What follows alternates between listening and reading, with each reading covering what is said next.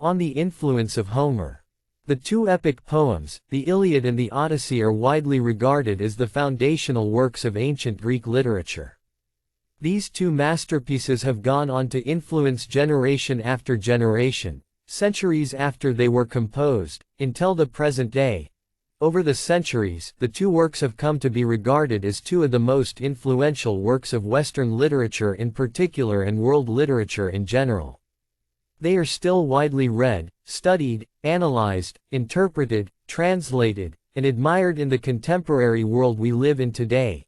These two epics, as most of you already know, are attributed to a mythical, legendary, and iconic figure of human history, a certain man named Homer. Just Homer, a name whose origin and meaning are yet unknown and still debated by scholars. This one single name has gone on to have such a tremendous impact and influence on world literature that one can be sure that no other writer would ever achieve such a gigantic feat again.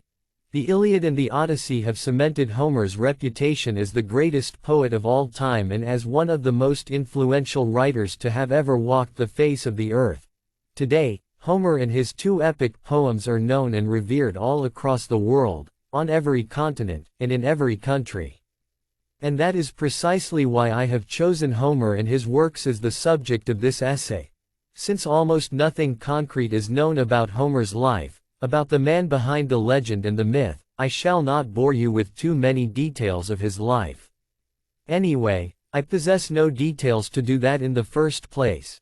In fact, so little is actually known about Homer that many modern and contemporary scholars claim that he probably did not even exist and that in all likelihood, the two poems were produced by two different authors independently, who were both inspired by older oral traditions passed down through the centuries. In short, there was probably no man named Homer who actually sat at his table and wrote down these two epics. Sorry to disappoint you.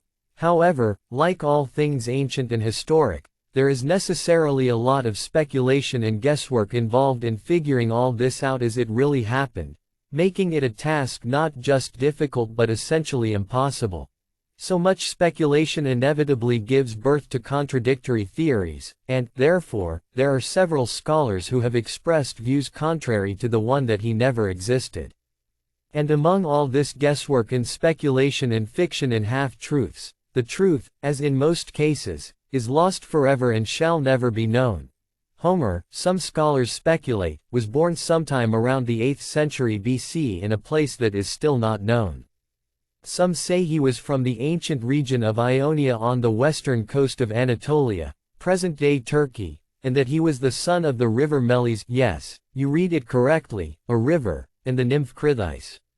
At some point in his life, he turned blind, no one knows how, and began living on the Greek island of Chios as a wandering, traveling bard.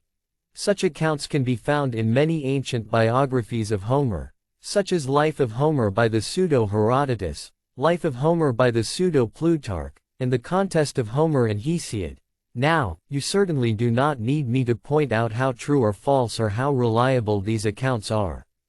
In all likelihood, they are mere legends that have sprung up due to a lack of concrete information and evidence. The Iliad and the Odyssey are not the only two works attributed to Homer. Over the centuries, several other works such as the Little Iliad, the Homeric hymns, the Thebaid, the Cypria, the Nostoi, the Epigone, the Phocae, the capture of Echalia, etc., have been attributed to him. However, none of these attributions can be considered authentic or accurate, but this is not surprising at all. Being a central figure in Greek culture and Western civilization in general, Homer received a lot of credit for works that were probably never his. His mythical stature made him and these works attributed to him a staple of ancient Greek culture. In this essay, we shall only touch upon the Iliad and the Odyssey, and their combined, never-ending, undying, eternal influence on the world. For those of you who do not know, the Iliad is an epic ancient Greek poem said to have been composed by Homer sometime around the 8th century BC.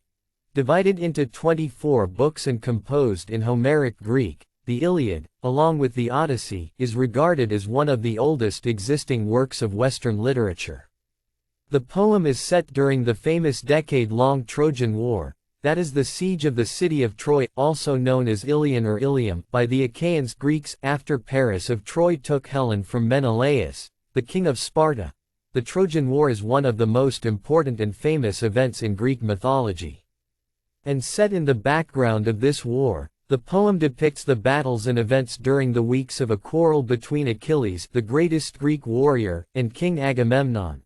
Although the entire narrative of the poem only covers a few weeks in the final year of the war, it frequently refers to several Greek legends about the beginnings of the siege, such as the cause of the war, the gathering of the warriors for the siege, etc. Then the narrative shifts toward prophesizing future events such as the fall of Troy and the death of Achilles, which do not really form a part of the end of the poem but are alluded to in prophecy. The narrative of the poem comes to an end before these events can take place. In this manner, the Iliad masterfully captures and covers the entire tale of the Trojan War. The influence of the Iliad since it was first composed ran far and wide in Greek culture, so much so that by the late 5th century BC, reading, knowing, and reciting the Iliad, as well as the Odyssey, was regarded as a sign of a man of learning, a man of true intellectual standing. The poem was seen as an important guide for any educated Greek citizen of the time. Moreover, the warfare depicted in the poem also had a tremendous and profound effect on Greek warfare in general in the categories of tactics, ideology, and mindset of the commanders. Its influence continued to spread and flourish over the course of the centuries, influencing the literature of various nations and the world at large. During the classical Greek period, it became a staple and standard work of great importance and continued to be so throughout the Hellenistic, Byzantine, and Roman periods. The subjects, themes, and characters depicted in the Iliad became favorite topics among ancient Greek dramatists and tragedians such as Aeschylus, who is often regarded as the father of tragedy.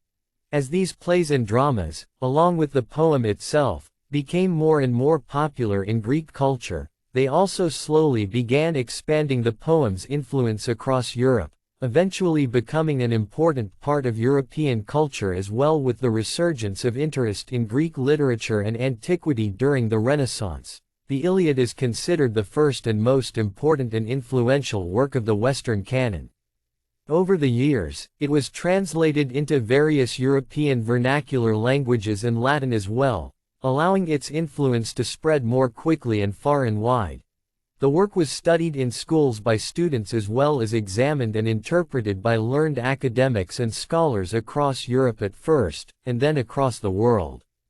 The poem was translated into several Asian languages as well, such as Arabic, Pahlavi, Syriac, Hindi, Chinese, etc. The themes and characters of the poem have constantly found themselves in the art, literature, plays, movies, etc., of the subsequent generations, even to this very day. Famous examples would be the 2004 movie Troy and Madeline Miller's 2011 novel The Song of Achilles. Even the great William Shakespeare used the plot of the Iliad for his play Troilus and Cressida, although he reversed traditional views on the events of the Trojan War and made it into a comedy. English translations of the Iliad continue to be published by authors to this day, each trying their best to capture and convey as closely as possible the true vision, complexity, and intention of the original work. Now enough about the Iliad. Let us talk about the Odyssey now. The Odyssey is the second epic poem attributed to Homer. Being one of the oldest existing works of Western literature, the Odyssey is still widely read, studied, and interpreted in the present day and age. Divided into 24 books just like the Iliad, the Odyssey depicts the journey of the Greek hero Odysseus, or Ulysses, of Ithaca, back to his home after the end of the Trojan War, in which he plays a key role. His journey back home lasted for 10 long years, during which he encountered many obstacles and perils and saw all his crewmates killed. Due to his delayed absence, he was presumed to be dead, leaving his wife Penelope and son Telemachus to deal with a group of suitors who were competing for Penelope's hand in marriage. As opposed to the Iliad, which primarily depicts the lives and exploits of kings and soldiers during the Trojan War.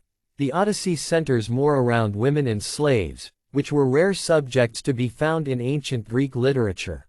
Much like the Iliad, the Odyssey was composed in Homeric Greek sometime around the 7th or 8th century BC, becoming a classic of the Greek literary canon by the 6th century BC. Contemporary scholars generally agree on the fact that the Odyssey and the Iliad were composed independently by different poets and that the two formed as part of a long oral tradition. Scholars came to this conclusion after noticing several differences in the narrative style, theology, ethics, vocabulary, and geographical perspective, as well as in the imitative character of certain passages of the Odyssey in relation to the Iliad. The Odyssey is also now regarded as one of the most important and influential works of the Western canon. Its influence has continued to grow and expand over the centuries, becoming a part of contemporary culture.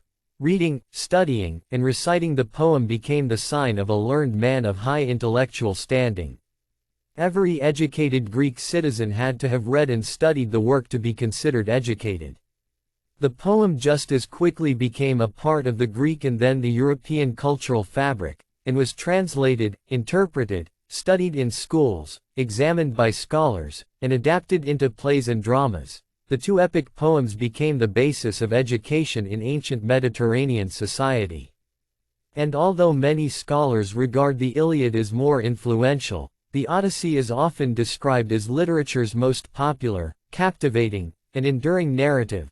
The themes, subjects, and characters, as well as references to the Odyssey, have occurred in several subsequent works of literature such as the Inferno 1320 by Dante Alighieri, Ulysses 1922 by James Joyce, The Penelopiad 2005 by Margaret Atwood, and Circe 2018 by Madeline Miller.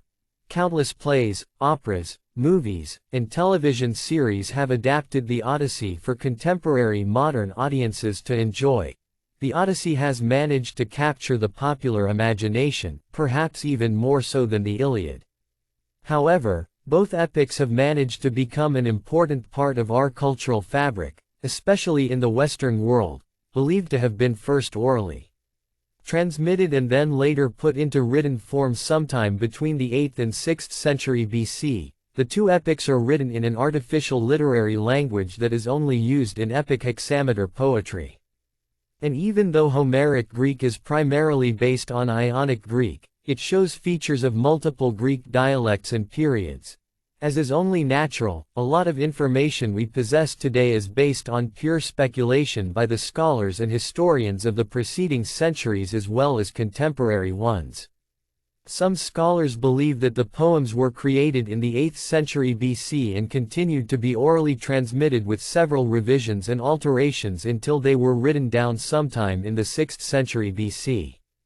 It was only then that the poems were divided into 24 books, mostly done by the Hellenistic scholars of Alexandria, Egypt. Some other scholars hold that the two epics were dictated to a scribe by the poet and that the versions we have inherited were originally orally dictated texts. And if this was not enough, some ancient scholars went as far as to claim that Homer was in fact an eyewitness to the Trojan War, while some others continue to question if the Trojan War actually ever even took place, and if yes, then when and where.